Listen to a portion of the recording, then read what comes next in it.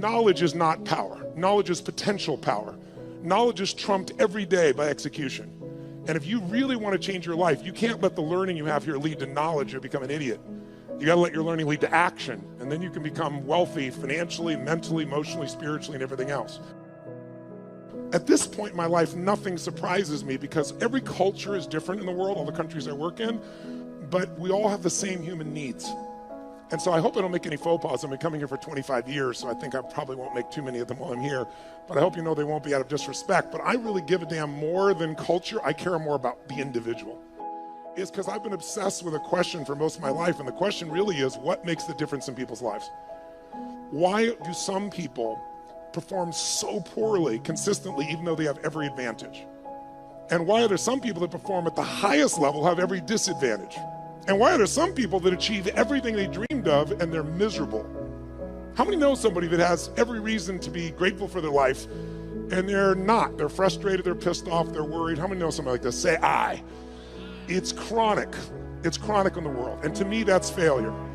If you succeed and you're not fulfilled, that's failure. Because when you're not fulfilled, you've got nothing to really give anybody else.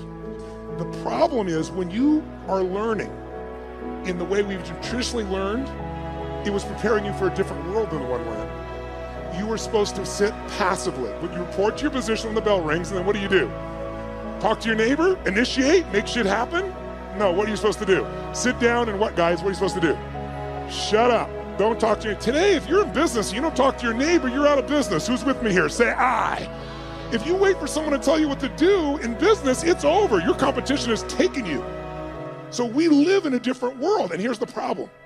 You're still learning the way you were taught to learn. So right now, you're all being very nice to me. I have no complaint. You're being very sweet, but you're sitting in a passive state. And let me explain why that's difficult. Who's ever done this? How many of you have ever gone to an environment where you learned something? Could be a university environment, could have been a business environment, could have been a seminar, and you learned something you truly thought was extremely useful. It wasn't somebody selling you. You're like, this is good stuff. This will change my business. This will change my life. And you were excited about it.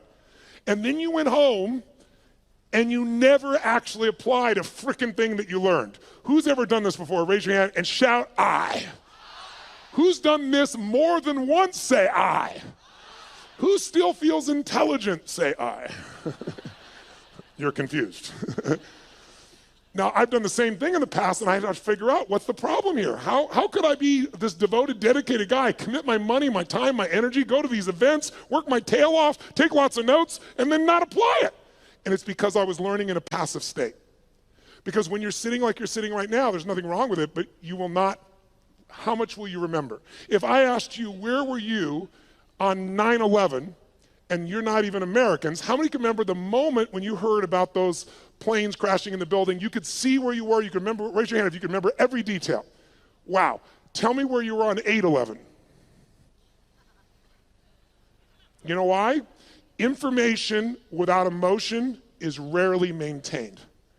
If there's enough emotion, if on 8/11 you met a special person in a special place and had a special experience, you might remember that because there's a different level of emotion. So one of the things we want to do is when you're learning in the traditional sense, there's not enough emotion in your nervous system. There's not even enough emotion, there's not enough energy. If there's one thing we have to be successful, I'm wasting my time and I'd be wasting yours if all we do is continue to talk this way. The reason is it might be interesting. As we go through some of the strategies, you'll probably be excited, write them down. But in this level of energy, here's what happens. Whatever state you're in when you're learning, it gets linked to what you're learning. So if you're sitting here and you're really comfortable and you're kind of enjoying this and going, wow, this is pretty good, or wow, that's really interesting, or that could be really valuable, or damn, he has big teeth, or whatever you're thinking right now in your head. If you're doing that in a passive state, then later on when you go to do something, you go, yeah, I'm really going to do this. This is really going to happen. And there's just no energy for it. So the less energy you have, the less likely you follow through and use something. How many follow here? Say I. And so, but some of you might say, yeah, but Tony, I've been here 2 days and it's great to be here with you, but I'm a little tired. It's late in the day, that type of thing. What you got to understand is this, as a business owner, as a professional, as somebody who's going to be the best in the world at what you do or believes that you are, there's nothing more valuable than energy. Nothing moves without it. And the lower the energy, low energy, things break down. High energy, you can build, you can create, you can do anything. Energy has nothing to do with age, food, sleep. It's something that comes with a psychology. Without the energy, anything else I'm going to talk to you about is a waste of time. So you and I need to establish a new standard for energy. Now, here's what I want to talk to you about. You have all these things you want me to give you in the next 2.5, 3 hours. Just make me rich, make me happy, give me lots of sex, make sure that I feel totally confident, grow my business 100%. I'll give you a couple hours. Go for it, kid. So here's the truth. Tell me if I'm right or wrong about this. You tell me. If I were to take all the things that you say you want and I was to generalize them up into a deeper, richer concept of what you really want, you don't just want these individual things like lose weight or have more energy or make more money or have a better relationship. How many would agree what you really are after is an even more extraordinary quality of life? That you want, as great as your life may be, you want more joy, more passion, more aliveness, more impact, more success. Who can relate to this here? Say I. Then in order to create an extraordinary quality of life, we have to define it. So what is an extraordinary quality of life? What would a magnificent life be? It's not for me to define. It's for you to define on your terms. To me, an extraordinary life is life on your terms. What would it look like if you really, truly, without bullshit, without exaggeration, could look yourself in the mirror and say, holy shit, look what I created. Look at the life that I've created. Now, some of you truthfully could do that now. You just don't do it enough. But I know you want more, so let's look at how to do that. I would say to you, there are 2 master skills. I invite you to write them down. 2 fundamental skills that you have to master to have an extraordinary life that lasts. It's like getting rich. Anybody can get rich. Staying rich is a different thing, right? And I don't just mean financially rich. I mean emotionally, spiritually, physically, relationship rich, all the riches that are available to us. What are the 2 skills? The first skill is the science of achievement. The science of achievement. And notice I said science. The reason is because achievement is a science. And anyone can learn it. It doesn't matter your age. It doesn't matter your background. It doesn't matter anything. The only thing that limits you is limiting beliefs. But once you figure out the science, for example, I just spent the last 4 years interviewing 50 of the most brilliant financial minds on the planet, all people who are not part of the Lucky Sperm Club, meaning they actually earned it themselves. They started with nothing, and they built billions of dollars, and I want to see, was there common denominators? And there were. And if you practice what they teach, which is what I put into a book, if you do it, there's zero question what you do. I applied what I've learned the last 4 years and tripled my net worth, which was already extremely high. And it all just came from applying what I learned. Because I went to the very best on earth, success leaves clues, figured out what they're doing, did it myself, and I teach other people too as well. Your body, we're all unique biochemically, but not that unique. Meaning there's certain fundamentals related to health, vitality, and energy.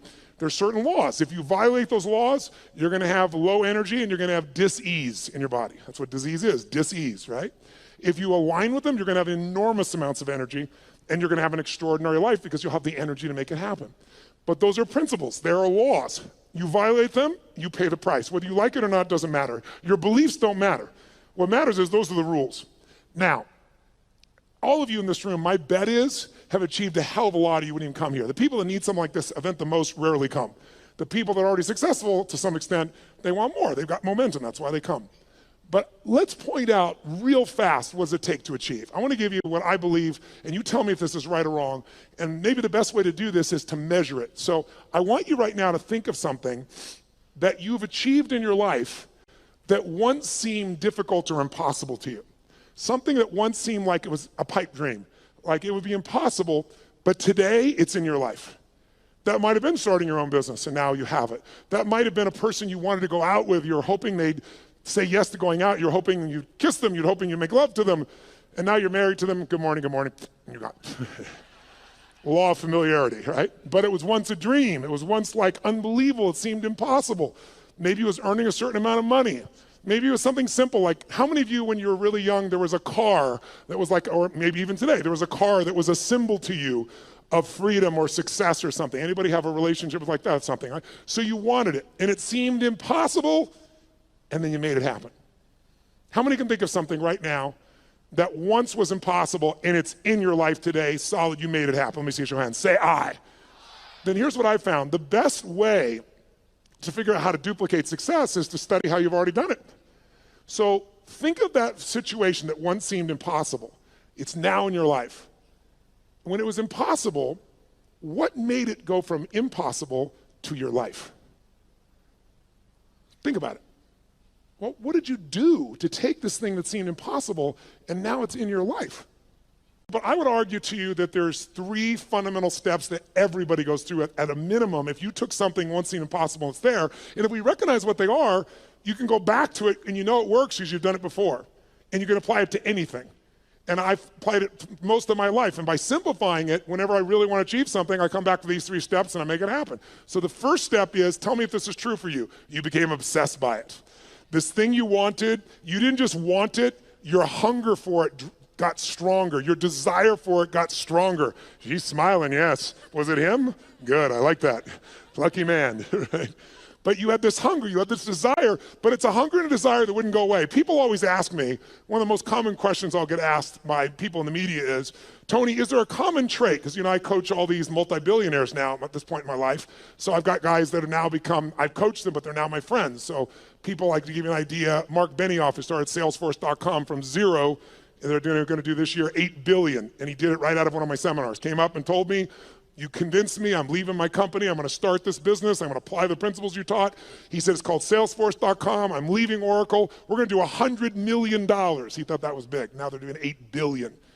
But I'm coaching these people. Or to give you an idea, Sir Richard Branson. Richard's a good friend of mine. 400 companies he has. He's just, and you say, what do these people have in common? A Steve Forbes, what do they all have in common? What they have in common is hunger. A hunger that doesn't go away. Most people are hungry because things are uncomfortable, they don't like how it is, and they go to try to fix it, or they lose weight to get in the bikini for a month or whatever it is, but the hunger doesn't last. The people that are most successful on the face of the earth, I think intelligence is one of the most valuable things a human being can have and develop. But how many of you know somebody who's incredibly smart and can't fight their way out of a paper bag, right? So intelligence is not enough. What's gonna make you maximize your ability is hunger. A hunger that doesn't go away. So in the area where you achieved, your hunger was sustained. You got hungry, you got desirous, but you didn't let it go. How many can relate to this when you think about this item, this situation? You were hungry, you were driven, and you wouldn't let it go. How many can relate to this? Say, I. And because you had that hunger, what did it do? It gave you the drive to do something, which is the second step. Once that hunger is strong enough, it'll pour you into action. So step 2 is you got to take massive what? Massive, write down, massive action is the cure-all. We all know it, but we forget it. People say, I don't know what to do. Here's what you do. Try anything. I don't know where to start. Throw up a rock, wherever it lands, start there. The next person goes by, go, I need to talk to you. You're the first person after the rock. Whatever it takes, you can get them going. But what people do is they think they have to know the answer. What they really got to do is get into action. But it's step 2 has 2 parts. Take massive action and effectively execute. Because if your goal was, let's say, to see a sunset, that's your whole goal, and your plan is you start taking action by running east, looking for that sunset, I don't give a shit how positive you are. I don't care how much you believe, I don't care how enthusiastic you are absolutely not gonna get the result because you have the wrong strategy, right? So you have to effectively execute. But if you take massive action and what you're trying doesn't work, what should you do? If you have this big goal and you're on fire for it and you're gonna make it happen, and then you try something that doesn't work, what should you do? Try something else. And what if that doesn't work, what should you do? And what if that doesn't work, what should you do? Come on, guys, if that doesn't work, what should you do? If that doesn't work, what should you do? If that doesn't work, what should you do? I'll give you an example. How long would you give your average baby, your average child, to learn how to walk? How long would you give your average child before you say, hey, stop, you're just not a walker? You go, what are you, crazy? My kid's gonna keep trying until he or she walks. Magic formula, no one or almost everyone in the whole world walks. But watch, how many of you like to sing when no one's around? How many sing you sound like hell? Let me see your hands. Why aren't you a singer? Because early in your life someone said, that's horrible, shut up. That's terrible, don't do that anymore. You're not a singer, and you believe them. Instead of keep changing your approach until you became a singer. There's nothing you can't create. If you're hungry enough, if you take enough massive action, and if you keep changing your approach until you find the way to effectively execute. Now there is a way to speed this up, and that is to model someone who's already getting the result you want. why reinvent the wheel, right?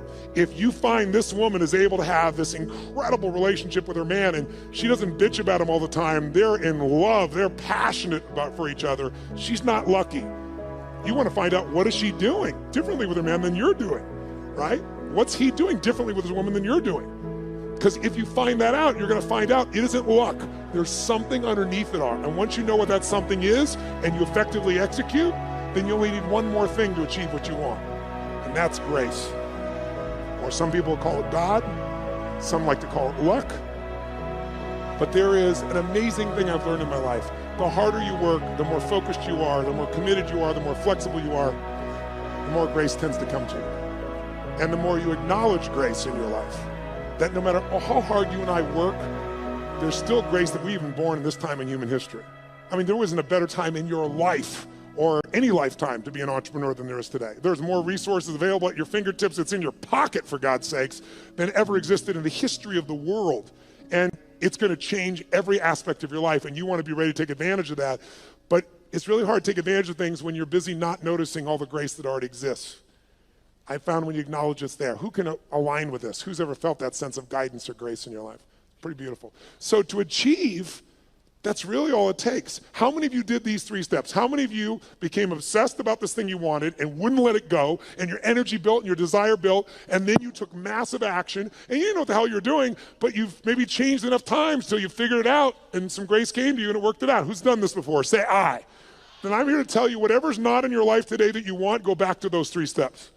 As basic as that is, that's all it takes. And we make it so much more complex in our minds. And that's why most people don't achieve. They get fearful because they make it bigger than it is. And you can speed it all up by doing what I've done throughout my life. Go find someone who is the best in the world at what they're doing and suck out of their brain whatever they know.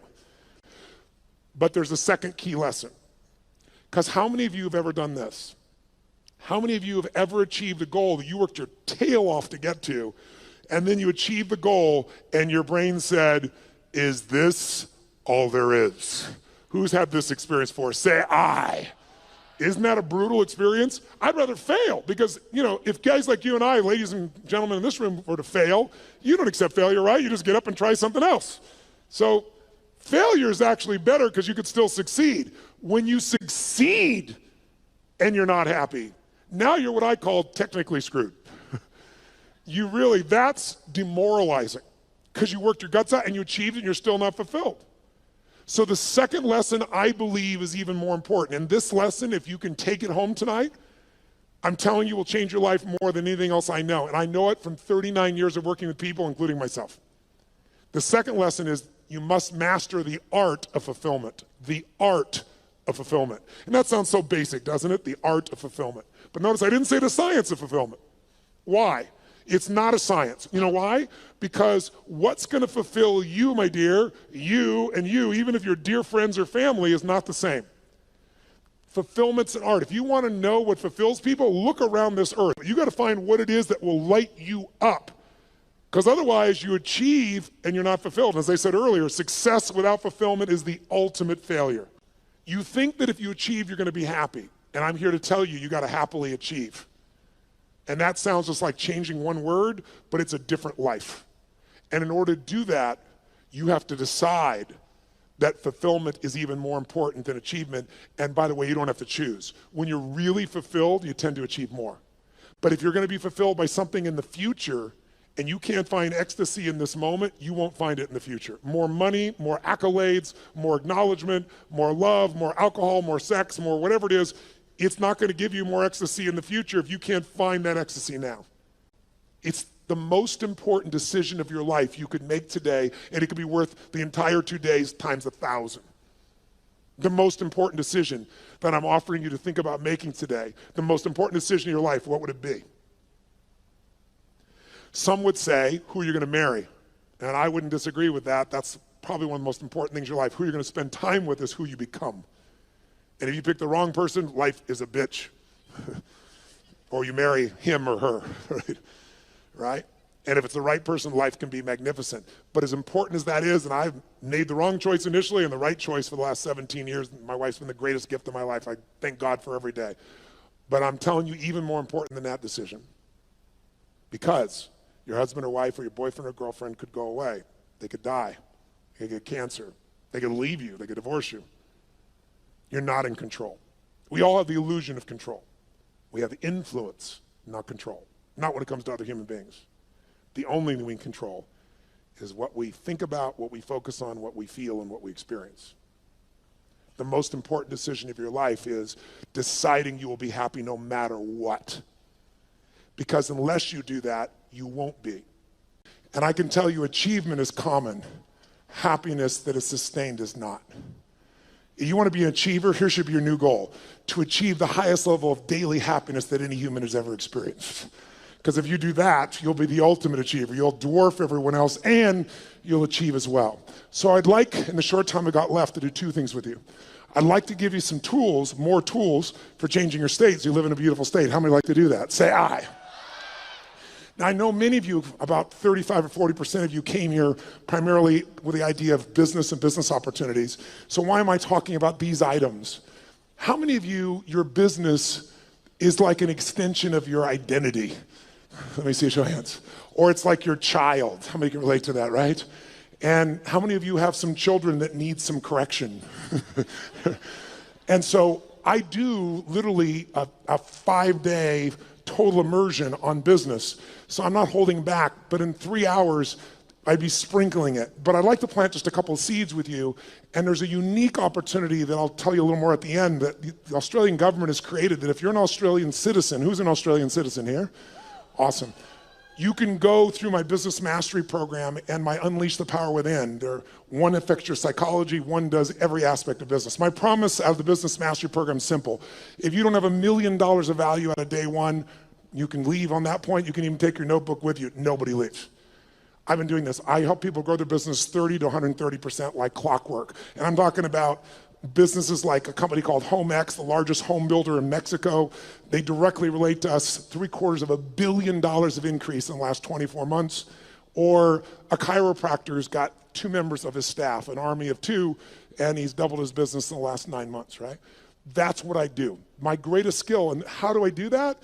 It's like how I've built all these businesses, but it started with one understanding that I want you to have, and it's why I focus today on achievement and fulfillment, because if you look at any business and you want to know what the chokehold is on the business's growth, it's always the owner. It's always the leader. Because the chokehold is in the form of your psychology and your skills. And I would say to you, jot it down, 80% of success in business is psychology and 20% is mechanics. Now, don't get me wrong, I'm a big believer in strategies because I know one strategy can save you a decade of pain. One strategy can make you $1 million. But if you have the strategy, how many have had lots of strategies in the past and then not followed through? Who's done this before? Say aye. That's why your psychology is the most important part. So I'll give you the details at the end, but I want to plant the seed with you. If you want to grow your business, you've got to grow. There is no business that's going to grow dynamically and consistently and give you huge levels of financial and emotional and spiritual rewards without you growing. But you have to have a way to do it that's disciplined, that gives you both the psychological change, but also the skill change. Some people do have a great psychology, but they know how to make a great product or service, but they're terrible at marketing. And today, by the way, does the best product win in the world we live in today? Yes or no? No. Which product wins? The best marketed product wins. Now, long term, the best product and the best marketing wins. That would be in the past Apple. I say the past because they're slipping a bit, because they've stopped innovating at the same level they used to. But the bottom line is if you have incredible product or service and you have incredible marketing, you're going to win. But we live in a world with shitty products. Who's ever seen someone who's a product far inferior to your own product or service, and they're making more business than you are? Let me see your hands here. Say aye. Today, is it easier to market or harder? Which one? Which one? It's easier and it's cheaper, but it's less effective. The reason is 15 years ago, I don't know what the numbers are in Australia, but I know what they are in the UK, I know what they are in Germany, France, and the US, and it's identical numbers. About 15 years ago, it would be 16 years ago now, they did the study, and they found that it took, on average, 4 exposures to a product on average before someone then took action, on average. Does anybody know what it is today, meaning as of last year? 16. 16 exposures on average before someone responds. So today, it's really hard to succeed if you're in a situation where you're trying to market, and what are you going to compare to? Today, people have gigantic budgets. That's why you've seen all these small businesses disappear and more big businesses show up. And how are you supposed to compete with that? The answer is you can, but you have to use a totally different tack. You can't do traditional advertising. You're going to have to learn to master what I teach, which is how do you become the expert in the field so that people come to you because they want to understand what you know about it. Where people seek you out, you don't advertise for them. Because whatever advertising you have, if you're a small business, it's going to be very hard for you to compete with that. And that is for every kind of product you can imagine today, isn't it true? So a lot of people get down and out. It's just because they don't understand. It is so easy in the world we live in today to develop a level of expertise where your marketing is not marketing, it's adding value. If there's one way to become wealthy in business, there's only one way to stay wealthy. Find a way to do more for others than who? Than who? Than anyone else. If you find a way to add more value than anyone else in your category, you will completely dominate that marketplace. And if you keep doing it and you keep innovating and you keep growing, you can go from a tiny little business where everyone else dominated you to where you're the dominant force.